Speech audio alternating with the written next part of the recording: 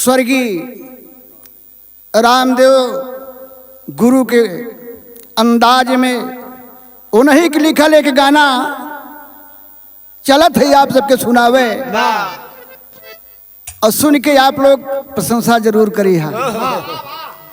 हम गायक राम मिलन यादव, खुटहन जौनपुर भटपुरा के धरती से। गीत का लाइन हमारे बा, दोस्त कुदरत का है या जमाने का है, क्या लिखा है कलम कुछ समझ में न आए, भौ के प्याले में कश्ती डूबी जा रही, अपनी हस्ती माजी सुनम ही डुबाए, देख लो जाने कैसा ये जल्लाद है, अपने हाथ है जुल्म अपने जन पर उठाए।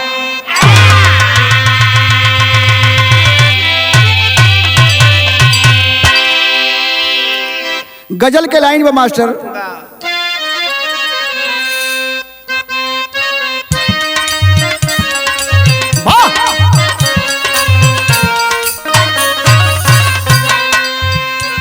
बजावत है उनका कि हमें तेरी मोहब्बत का सहारा मिल गया होता,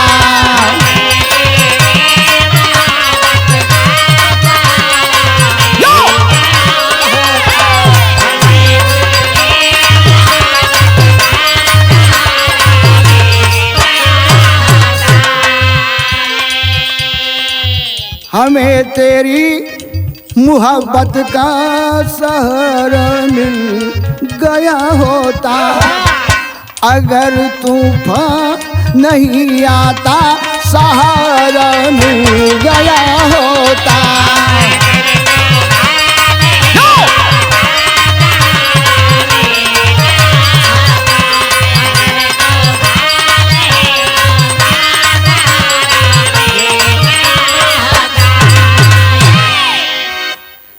गाना के लाइन बा, जहां जलती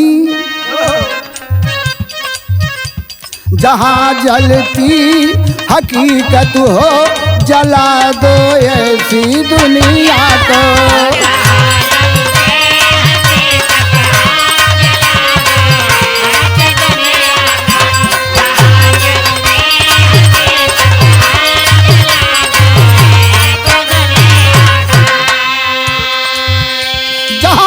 हकीकत हो, अरे जहां जलती हकीकत हो, जला दो ऐसी दुनिया को, जला दो ऐसी दुनिया को, जहां आदर्श मिटता है, जहां आदर्श मिटता है, मिटा दो ऐसी दुनिया को।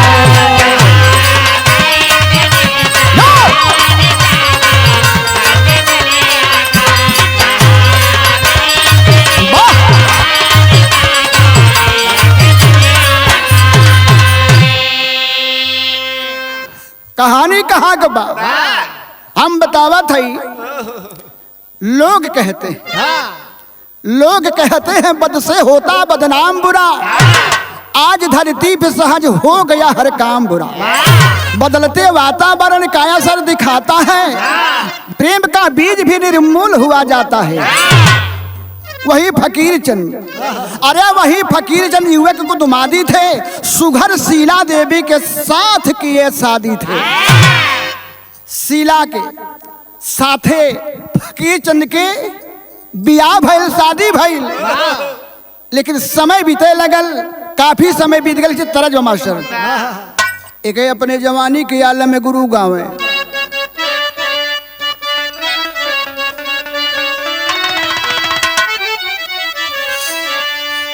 आप सही है, गौआ का पिछुआर चाँद जब निकले, चुप के नदिया के पार चली अइहा,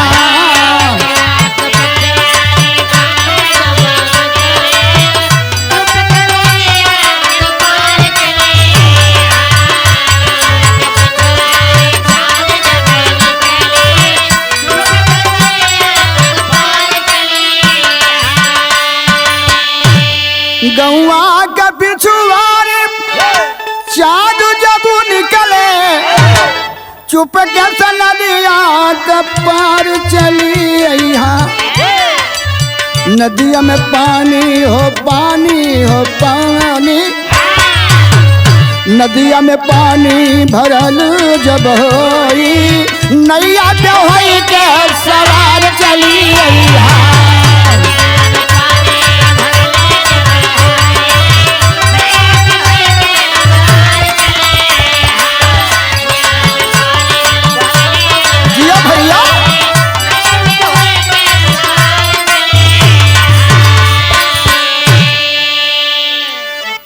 समय के बाद बा शीला जवन बा अपने दुल्हा फकीर जन से कहत का है, दिनवा महीनवा हो दिनवा महीनवा, दिनवा महीनवा बरिस 4 बीतल, गोदिया हमार लड़कार नहीं भइले।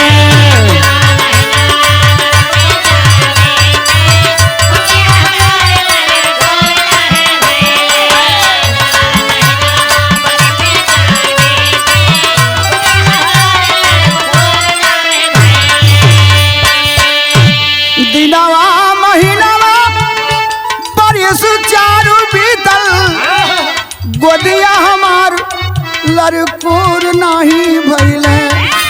घरवा अंगनवा हो घरवा अंगनवा, घरवा अंगनवा जरल नहीं दियना, सासुर नगरिया जर नहीं भइले।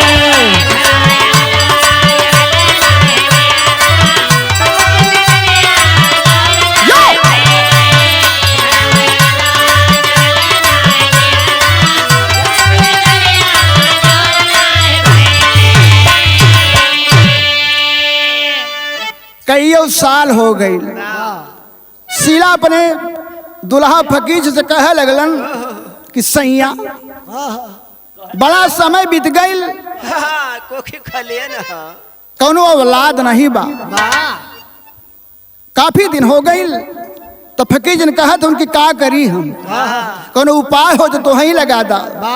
तो शीला एक बात कहा तरज मास्टर,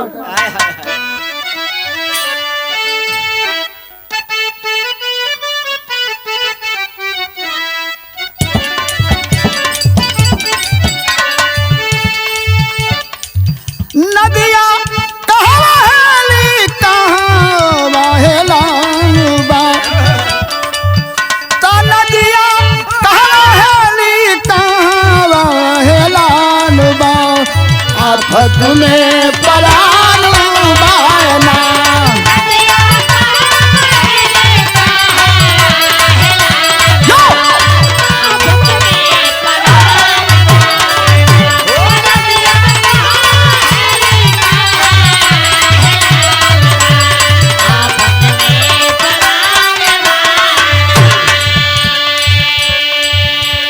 हमार सपना बसैया एक विनती करत है आपसे, इनकार मत करिहा। शीला कह रहल बा, कहलत का कि सैया ये के बसैया बाबुआ किया सुबह, सैया ये के बसैया बाबुआ किया सुबह, गोदिया मर उदास बाना,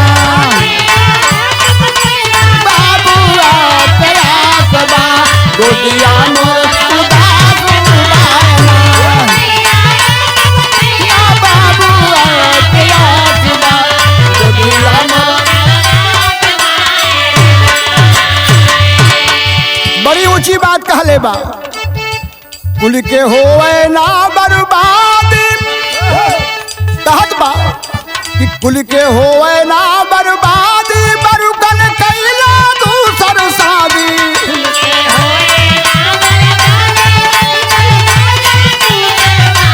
कुल के होए ना बर्बादी, बरुकन कैला।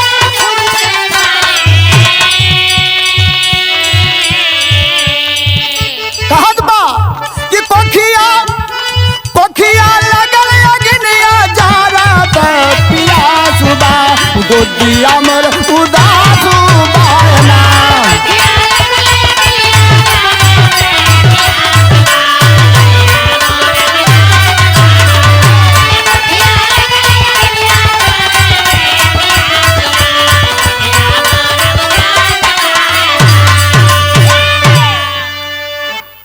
अपने सैया से ऊ दुल्ही कहत बसीला अगर बुरा ना मानत एक चीज बता दे, हम तोहार अपना से शादी अगर करा दे तो मान जाइबा। फकीर जन कहल के ठीक बा, तो ठीक है ना बा। आज जब तो ही चाहत है तो हमको कोनो इनकार नहीं बा। तो कहे ठीक बा। शीला अपने नैहर में गईल बा, अपने बाबू से अपने माई से यह बतिया कहली है। आखिर सविता के शादी तो कतों बाबू करबई करबा, कहे ना हमरे दुल्हा से ब्याह कर देता।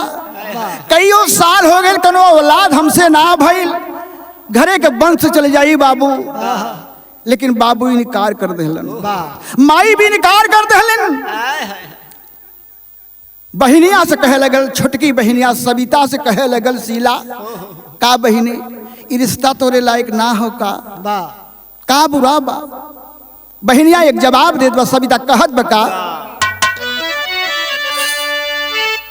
आजुरी में भरी भरी। गोरखपुर में माता बहन शादी ब्याह के समय पे ई मड़वा में गीत गावेले कैसे, आजुरी में भरी भरी मोतिया लुटावे जी, आजुरी में भरी भरी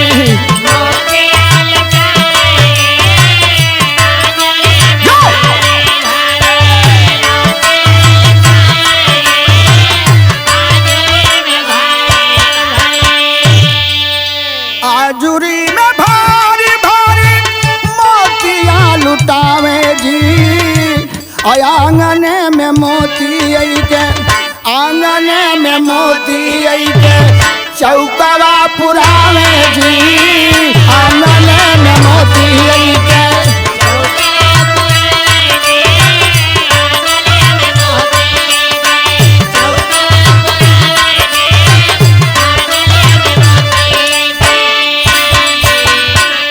गाना के भाव बा, शीला सोचे लगल कहत बा अरे बहनिया ई का कह दहली रे, इस सहन के बाहर बा हमार बड़ी बहन हो, तू कैसे कहे लो।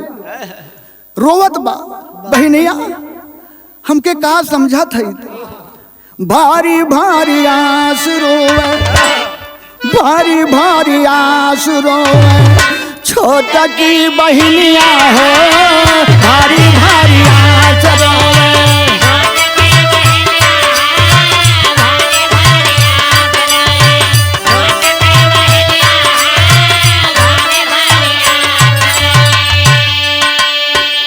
भारी भारी आंस रोवे छोटा की बहनिया हो, कैसे अपनी बहिनी के, कैसे अपनी बहिनी के बन बसावतिनिया हो, कैसे अपनी बहिनी के।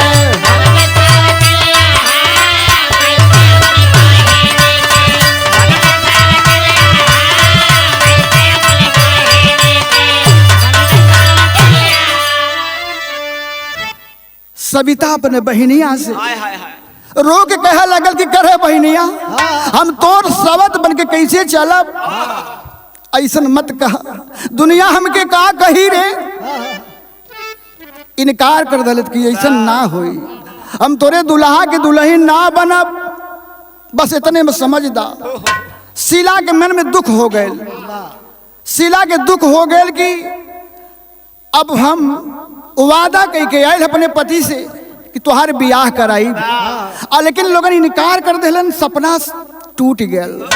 बाबुओ इनकार कैलन, माई भी इनकार कैलन, आज छोटी बहनिया वो भी इनकार करत बा। तो गीत के लाइन बा मास्टर, अदुनो पनिया के जाली जुगुल जोड़ी,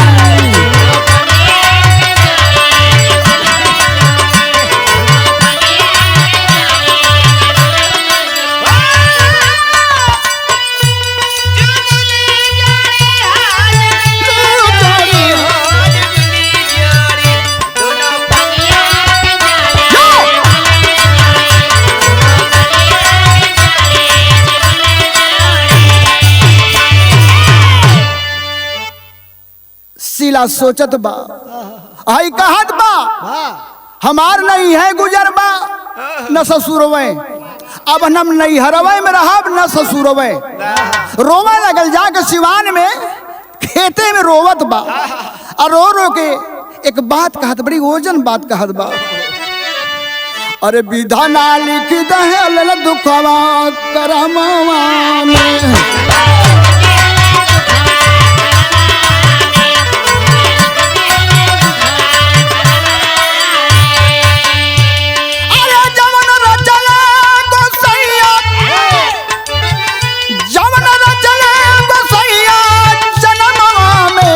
धना लिख दे दुखवा करमवा में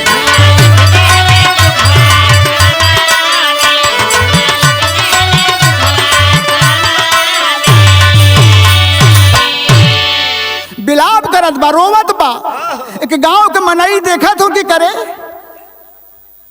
तो शीला है फलाने के लड़की है आवाज नहीं आवत वो बिटिया रो रहल बा कुल बात बतौलस हमरे औलाद नहीं बा बबुओं से मैयों से सबसे अरज लगौली कि छोटकी बहनिया के शादी हमरे दुल्हा के साथ एक गई बा लेकिन लोग इनकार कैलन हमरे दुख हो गए ये दुनिया में अब न रहब जिंदगी समाप्त कर दे उ मनई जौन बा बड़ा दयावान बा जाके शीला के बाबू के उनके माई के और उनके बहनिया जो छोटकी बा उहू को समझावत करे कहतहूँ तू बियाह हो बई करे तू जमन तोर बहनिया कहत बा उहे न कहे समझ में आ गई बात सविता दौड़ के आवत बा खेदारी में देखत बहनिया बिलाप करत बा रोवाता जब रो रहल बा आके चुक मरावत बा कि ए दीदी रोवा मत अब जवन कहबू हम तब नहीं करब खुशी खुशी करब कोनो दिक्कत नहीं बा हम चले के तैयार है चल के अपने दुल्हा से हमार बियाह कराई दा शीला बड़ा खुशी से अपने छोटकी बहनिया के लेके ससुराल में गइल बा बाबू और माई के मर्जी से बड़ा धूमधाम से बियाह भी हो गई फकीर चंद दुल्हा के दोनों दुल्हन बन गई तो हमरे कवि जी लिखलन गा अरे सनुरावा एक दोनों के मिलल एक मात पिता एक नैहर एक ससुरवा एक मात पिता एक नैहर एक ससुरवा और सनुरवा एक दोनों के मिलल शादी बियाह हो गई बड़ा खुशी के दिन चलत बा अपने दुल्हा के शीला समझा बुझा के खूब मगन कैली है वह घरे के वातावरण का गीत का लाइन से कहा तानी भारत के जननवा रे कुछ जमाने के गीत बा यहो पुना के गीत रहे पहले कहा तानी भारत के जननवा रे सजनवा हमार बड़ला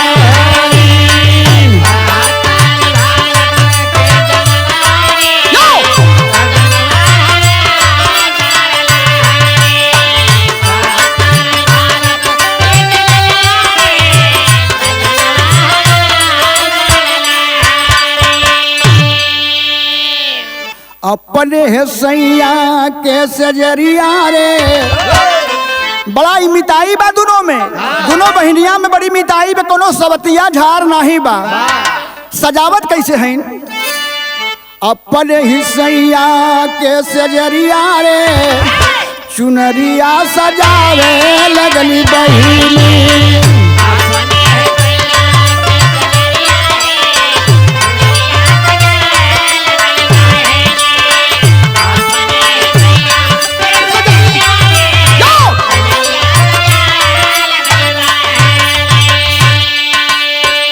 कंगना कलाई हाथे मेहंदी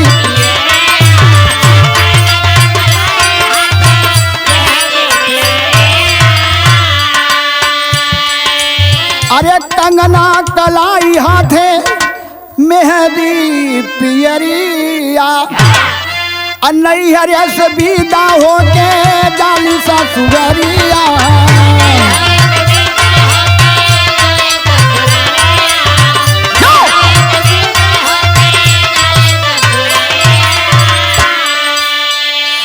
यही सैया कैसे जरिया रे चुनरिया सजावे लगनी बहिनी।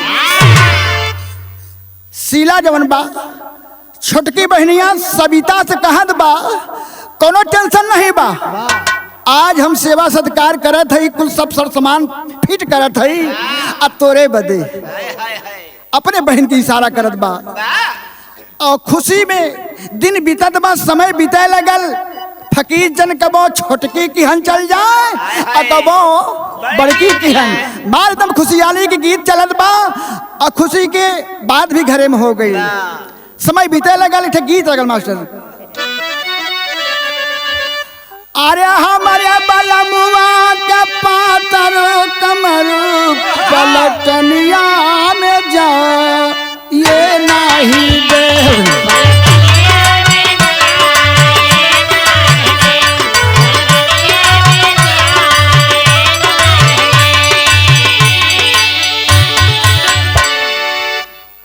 और का दुनहु बहनियन के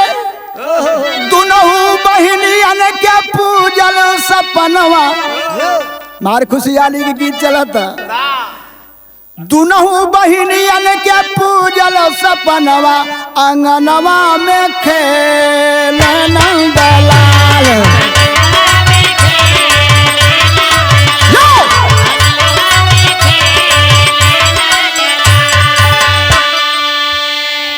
लड़का भी पैदा भैल, चारों बारिश में चारों संतान भइल, बेटी और बेटा के मनसा पुरैल।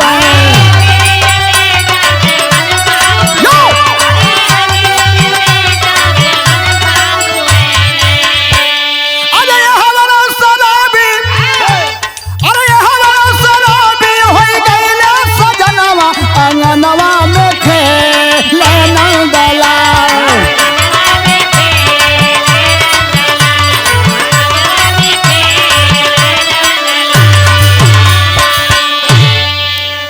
जहाँ ज्यादा खुशहाली भी रहत है वही खतरा भी होत है। फकीर चंद चौराहा पे जब जाके बैठे तो साथी संगति लोगन कहन भैया तोरे तो दू औरत है, सुनत है नई नई दुल्ही आइल बा, कुछ खर्चा बर्चा नहीं कैला, कहे मर्दवा चाय पिया, कहा चाय पियले काम ना चली, कुछ रंगीन हो जाए। सथियवा लोग कहे पैसा दा रंगीन हो जाए, बोतल लिए और लिया के साथी लोगन पियत हन, और साथी का मतलब भी होला कि फकीर जन उनकर लोगन के साथी हो, तो कहा आप थोड़ा से ले ला और उसके बाद हम लोगन काम करब। फकीर जन कहलन ऐसा जिंदगी हम कैले ना है, एक ढक्कन भी कबो पियले ना है, तो ऐसा ना हो सकेला। तो कहे जब ना आप पीबा ना लेबा तो समझ ला हम लोगन ना छुअब। तो कुछ प्रेम पैदा हो गई, कहे जा भाई कसम नहीं बा, ये जहर नहीं बा, लियावा एक ढक्कन थोड़ा सा भाई, लेकिन कोनो दिक्कत नहीं हो, कहा कोनो दिक्कत नहीं बा। एक दिना एक ढक्कन पियलन, दूसरे के दिन फिर गईलन, फिर वह बात आई। ऐसे ऐसे फकीर जन भैया के साथी संगति एकदम रंगीन बना दे। तो यहाँ गीत लगल एक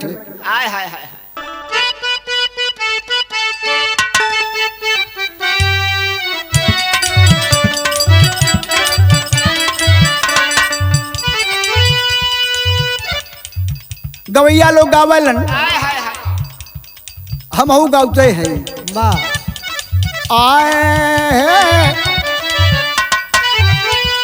अरे ससुर न रहबे नैहर जाइबे जरूर होगी, मिलल बा शराबी सैया, मिलल बा शराबी सैया, ना सवा में चूर होगी, मिलल बा शराबी।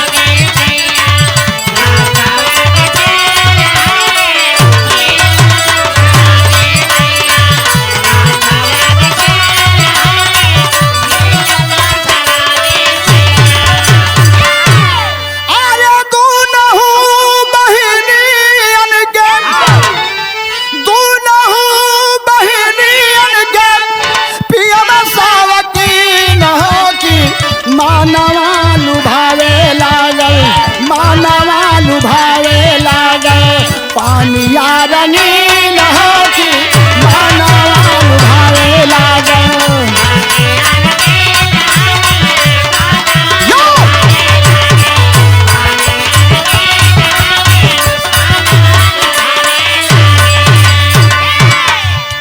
अरे पिया पिया घर की सुधिया भुलायल।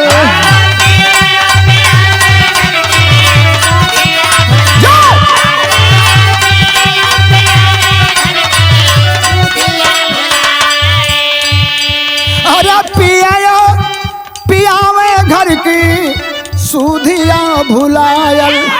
एक दिन घरवई में बोतल खुलायल।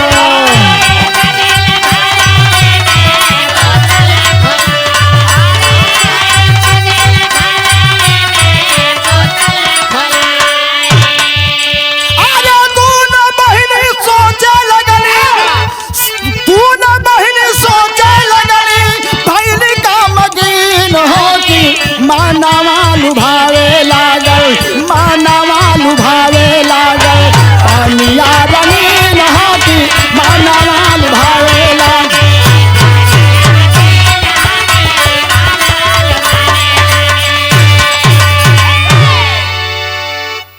पहुंच गया नतीजा वहां तक। एक ढक्कन से एक भरूका हो गया, एक कुल्हड़ चले लगल।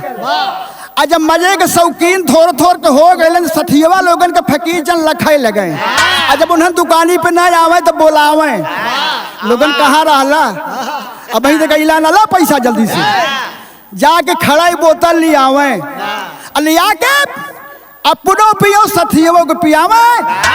हो सके एक आग बोतल घरवा लेके चला जाए। एक दिन संजोग बिगड़ गए, शराबी हो गए। जब शराबी हो गए तो दोनों दुल्ही जन बहिन तो जरूर बाटे, लेकिन दोनों दुल्ही है। एक दिन देखत का है कि बिस्तर के नीचे खड़ा ही बोतल रखा बा। दोनों बहनियां देखे लगले, अरे ही का लिया के रख ले हो। छोटकी बहन सविता जाने से औलाद पैदा भइल बा, 2 लड़का और 2 लड़की, 4 लड़का। उस सविता देखे लगल कि अरे महनिया हे देख ई का कैले होन। ऐसा तो कोनो पहले के आदत तो ना रहल। कहल नाही रे दीदी, ऐसा कबहू के आदत ना रहल।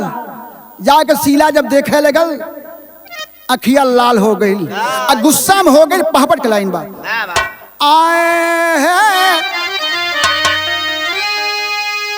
अरे शीला सविता मन में लिहली ठानी पानी बोतल के।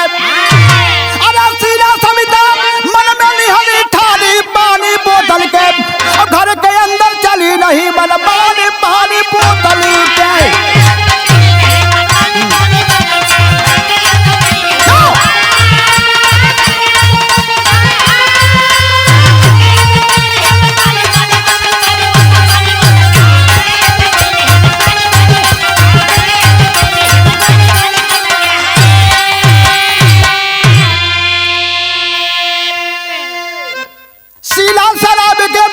भैया टेबुल से दिया हटाई हो, खुराक मेले का ब्याधा फकीर चंद मनवा में घुसी आई हो।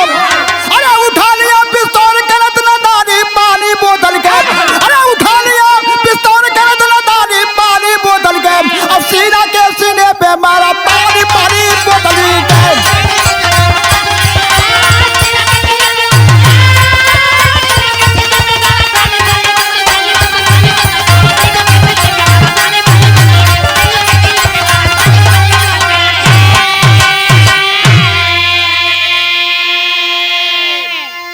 यार पगला गई।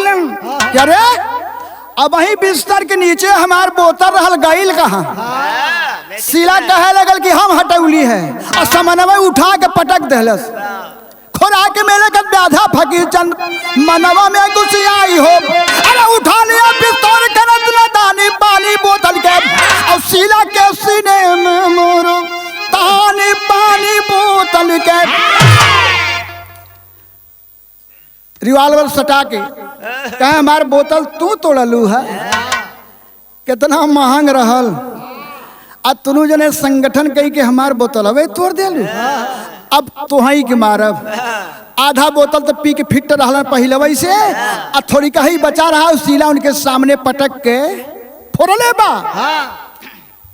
अतल क्रोध में आके रिवाल्वर उठा लेलन आ चलावे के कोशिश करत हुन। तब तक सविता दौड़ का भैया छोटकी बहनिया, तब तक सविता दौड़ का भैया आ गई घबराई हो। आ गोली लगी खून से लटपट गिरी गई भराई हो। अरे बहनी से बोले अंतर पानी पानी बोतल के, आ तोहरे हाथे बचवन के जिनगानी पानी बोतल के।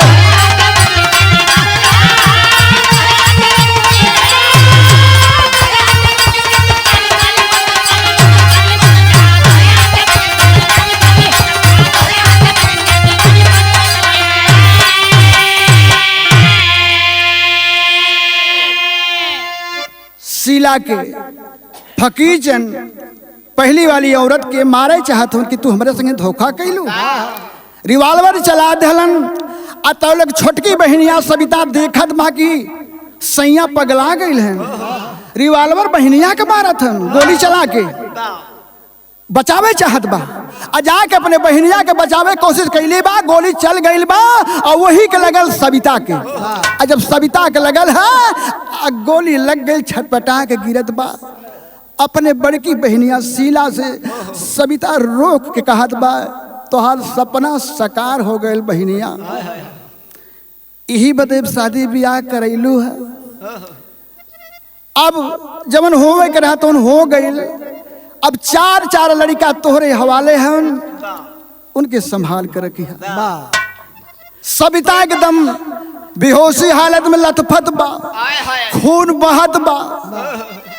शीला अपने गोद में बहनिया के लेके आ रोवत बा, कहत बका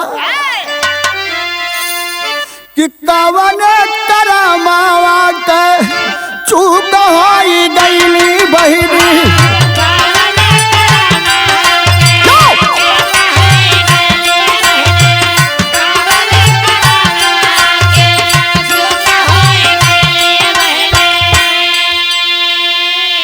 नारी के जन्मवा में लाल संसार,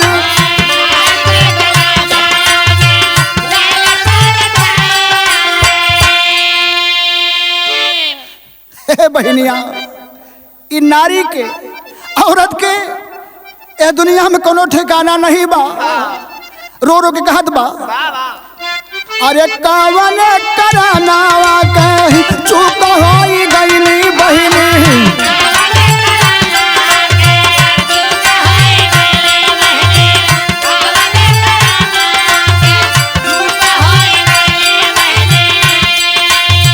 नारी के जन्म मिलल बसन दूसर चूक होई गईली गोदिया के ममता बहिनी।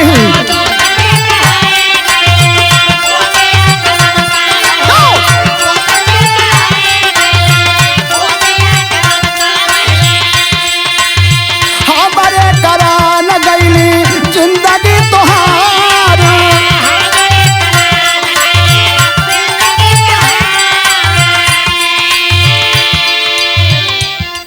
शीला रोवत व बहनिया की गोद में लेके कि हमारे कारण तुहार जिंदगी चली गई। हर भइल का नशवा शराबिया के पूछना मरनिया भैया।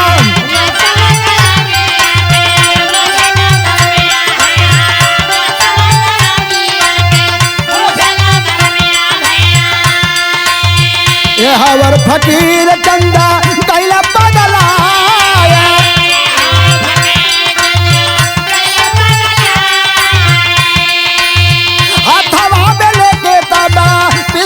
उठावे भैया।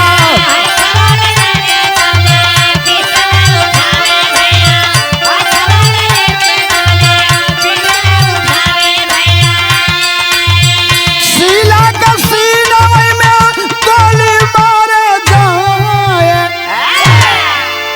हो वो छोटकी धोखा से मरल, मारा तो तही के रहे हम। तही के मारत रहली तो धोखा से मर गई, दौड़त आवत रहल, गोली ओकरे लगल, धोखा से मरल, मारे के तोके रहली मर गई रू। अब गोली रिवाल्वर उठा के दोबारा शीला के सीने में सटा के फकीरचंद रिवाल्वर चला दिए। दोनों तमाम हो गए, लहू लहान हो गए। तो भइल का यहाँ पता चलल, खबर गई, दरोगा आए, फकीरचंद पकड़े गए रंगे हाथ। कोठरी के अंदर 2-2 लाश पड़ी है और 4-4 बच्चे रो रहे हैं। एक तरफ राहुल रो रहल बा, एक तरफ बबलू रोवत बा, प्रियंका, और एक तरफ एक लड़की के नाम माधुरी बा। दोनों चिल्लात हवन, यह कहतन कि ए साहब बाबू हमार गोली हमारे मम्मी के मरले हो, दोनों मम्मी के मार दहलन। कहाँ बाटन ये लड़कवा जाके चिल्ला के बतावत हो। जब समाप्त भैल कुल मामला और दारू पी के फकीरचंद एकदम पगला के वही कोठरिये में उनहु पड़ल हन जहाँ 2-2 लाश पड़ल बा, वही कोठरिये में फकीरचंद भी रंगे हाथ पकड़े गए। तो भइल का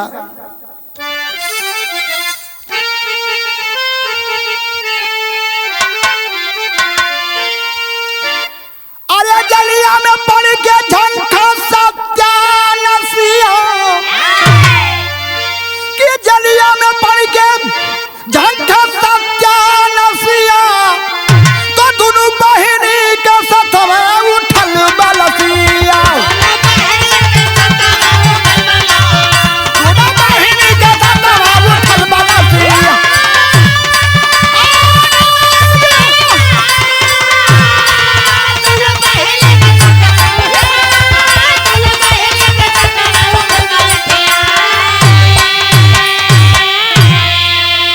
नशवा शराब के खराब बाय भाई, हंसता खेलत जइहा जिंदगी नसाई।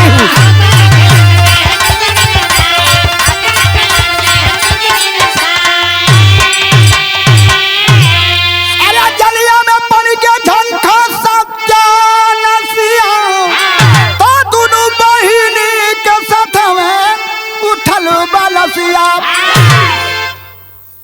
पतावा चलल गईले, नाना नानी आई, दुखी जिगर से लहले नतियन के लगाई। अरे कैले अंतिम दाह अब फाटा तू छतिया, कैले अंतिम दाह अरे फाटे ने छतिया, तो दोनों बहिनी के साथ में उठल बलसिया।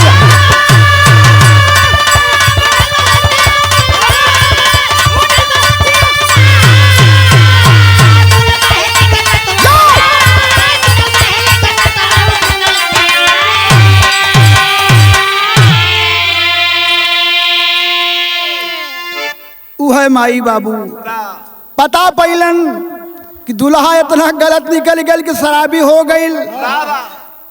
दोनों बिटियन के जान ले ले बा गोली चला के अलन है। पहले तो दूठे लड़कवा लड़किया बाटन छाती से लगा के बुढ़ऊ, और बूढ़ा रोवत है अपने नतियन के देख के। बहुत दुख होत बा। दाह संस्कार कैले के बाद सब कुछ जो हुआ, फकीरचंद आज तक भी जेल में है। कबड्डी खेल रहे हैं। गुरु बिहारी, गुरु गणेश, गुरु रामलाल, गुरु बाबा स्वर्ग में से